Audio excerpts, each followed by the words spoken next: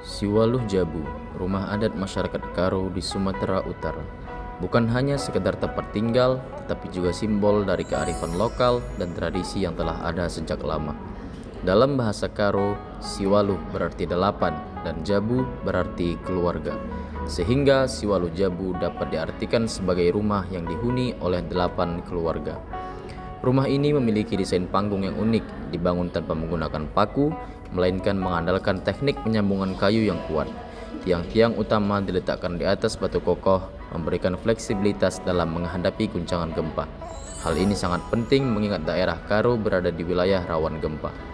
Selain itu, bagian atas rumah dilengkapi dengan anyaman yang disebut ayo-ayo, yang berfungsi sebagai sirkulasi udara, menjadikan Siwaluh Jabu sebagai rumah yang tanggap terhadap perubahan cuaca. Setiap elemen dalam Siwaluh Jabu mengandung makna filosofis yang mendalam. Masyarakat Karo percaya membangun rumah adat bukan hanya sekedar fisik, akan tetapi juga menciptakan tempat bagi roh-roh leluhur. Proses pembangunan Siwaluh Jabu melibatkan berbagai ritual adat, mulai dari pemilihan lokasi hingga penebangan pohon untuk bahan bangunan. Semua tahapan ini dilakukan secara gotong royong, mencerminkan nilai-nilai kebersamaan dalam masyarakat Karo. Secara garis besar, rumah adat ini terdiri dari jabu jahe atau hilir dan jabu hilir atau hulu. Ruang dalam rumah Siwaluh Jabu tidak memiliki pembatas yang membatasi setiap ruang yang ada. Akan tetapi, dibatasi oleh pembatas tak kasat mata, yaitu adat istiadat yang kuat. Dengan demikian, ruang pada Siwaluh Jabu memiliki nama dan aturan siapa saja yang harus menempati ruang tersebut.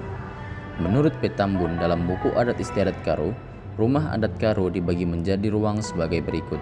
Jabu nomor 1 dinamakan Jabu Benakayu, sebagai tempat pemimpin yang memberi keputusan atas segala permasalahan yang ada di rumah adat.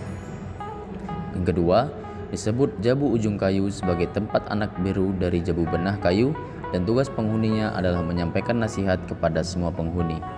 Yang ketiga, Jabu Leper Benah Kayu, yaitu tempat saudara dari penghuni Jabu Benah Kayu. Tugas penghuninya menyampaikan berita yang didapat dari luar rumah. Jabu nomor 4 disebut Jabu Leper Ujung Kayu dan dihuni oleh Kalimbubu.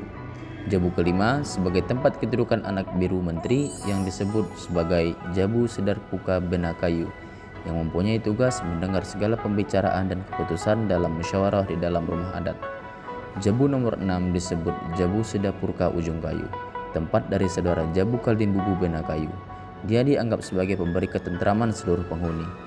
Jabu ketujuh sebagai tempat dukun yang mengatur segala yang berhubungan dengan ritual dan kepercayaan yang disebut Jabu Sedapurka Leper Benah Kayu. Dan yang terakhir disebut Jabu Sedapurka Leper Ujung Kayu, yang bertugas membantu penghuni Jabu Benah Kayu menjemput tamu.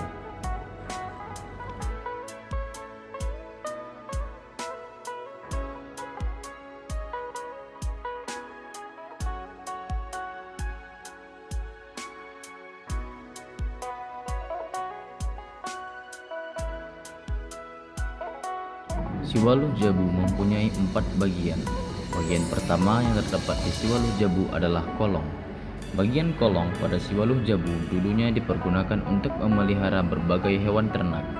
Namun, saat ini lantaran perkembangan zaman, kandang yang ada di kolong pada Siwaluh Jabu sudah terpisah dan berjarak dengan alasan kesehatan. Inti rumah merupakan bagian kedua dari Siwaluh Jabu. Di bagian ini digunakan untuk berbagai kegiatan masyarakat Karo. Terdapat 8 ruang dalam bagian inti rumah yang posisinya saling berhadapan di kedua sisi Siwaluh Jabu. Ruangan-ruangan ini dipisahkan dengan sekat dan ditutup kain. Terdapat 1 dapur di bagian depan setiap 2 ruangan. Ruangan tersebut bisa digunakan secara kolektif 2 keluarga. Bagian ketiga dari Siwaluh Jabu merupakan bagian atas. Pada bagian ini berguna untuk menyimpan cadangan kayu bakar yang dipakai untuk memasak. Dan bagian terakhir adalah bagian luar atau ture atau teras yang terletak di depan maupun di belakang. Bagian ture biasanya digunakan para perempuan Karo untuk menikmati waktu senggang dengan menganyam tikar.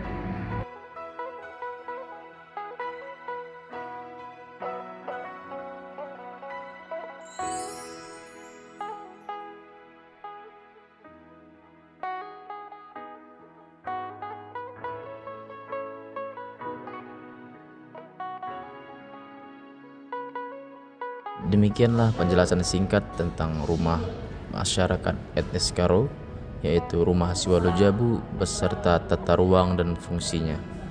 Terima kasih.